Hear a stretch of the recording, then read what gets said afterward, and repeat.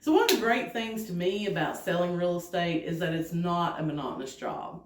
So no matter how many listings I sell, no matter how many buyers I help purchase a home, there's always something new, always something different, always a new challenge that comes up while you're selling real estate. So it's never the same old day after day. And I get to meet so many different people from so many different parts of the country and even the world sometimes.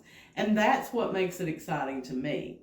So a few years ago, I had a listing, and it was a luxury home on 199 acres up in Speedwell, Tennessee. And the guy who built this home had grew up in Eastern Europe during the Cold Wars. And so he was used to not having electricity, not having running water, because the Russians had cut off their power supply, cut off their water supply, whatever the case may be. So when he built this house, he wanted it to be self-sufficient. So it didn't matter if your power got cut off, you were still going to have all the amenities that you were used to having. So he had central heat and air in this home, but he also had a wood burning fireplace in every room so that if the power went out, you would still have heat and you could still be warm. And the way he built it was like these huge doors on either end of the house. So if it was hot, you could open up the doors and you'd have a good breeze that would come through there because you were in the mountains. He had 12 different wells throughout the property, and there was a huge windmill. It was called Windmill Farm, and he had a huge windmill, and when they would get the windmill going, that would produce enough energy to power the different wells that were on the farm. So he never had to worry about being without water. Probably one of the strangest things I have ever seen in a house, he had a hand pump in the kitchen of this house that was drilled down and went connected directly to the well for the house. And I mean, it was a monstrosity sitting right there next to the kitchen sink. But again, that way, if your power went out, you could still pump the hand pump and have water to be able to cook, wash your hands, do whatever with. So it's a very unique home.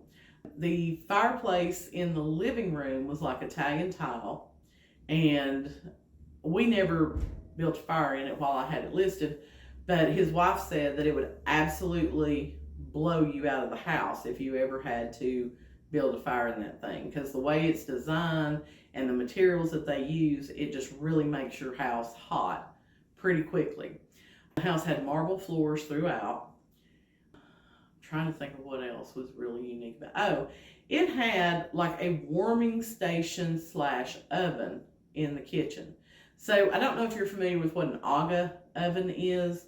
It's like a chamber stove. They make them over in Europe. They cost like $15,000 or something. But you have like one chamber is like an actual cooking oven. Another would be like a warming, once your meal is cooked, but you want to keep it warm, you put it in here. And then the eyes, they're always hot. Like they have a cover that you would pull down on them so that you don't burn yourself.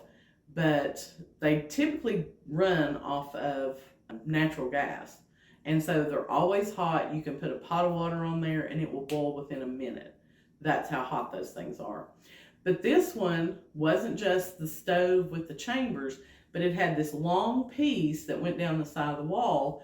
And so if you had been working out in the fields and it was 10 degrees outside and you're chilled to the bone, you could come in and lay down on that warming station and it would bring your body temperature back up.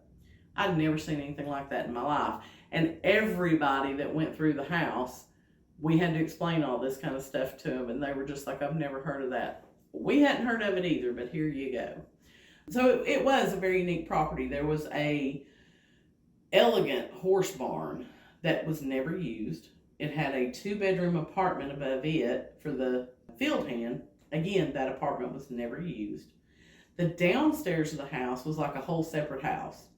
It had a full living room, full bathroom with laundry, and a bedroom down there as well. And then it also had, I guess like a slaughter room would be the best way to describe it. So you've killed a pig, and you could bring it in and hang it up on one of them hooks in this tiled room that had water and had a ventilator to help with the smell. And then you could drain the blood, get it down the drain, and cut the meat up to do whatever you were going to do with it. And I'm not going to lie to you, that was a little bit morbid. And so I'm always the funny person. So I would have buyers coming through, and we'd get to this room, and they're like, what is this? And I'd always be like, do you watch Criminal Minds? Because it's just one of those kind of things. You're trying to lighten the mood, but that's what it was, really. Was a place to slaughter and train the pigs or the cows or whatever it was that you were going to do. But the reason that they were selling this, because this was this man's dream home. He had planned everything out so carefully. And his family, unfortunately, didn't share his dream. His wife was in Florida. His kids had grown up and were in various parts of the country. And none of them really wanted to come out there and hang out with old dad. So he would spend time up here, and then he would drive back down to Florida. And he was on his way back to Florida, and he was killed in a car wreck.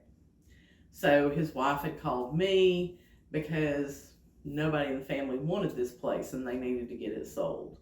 And it was over $1 million property. So it's not one of those homes that just sold instantly, because it was very unique.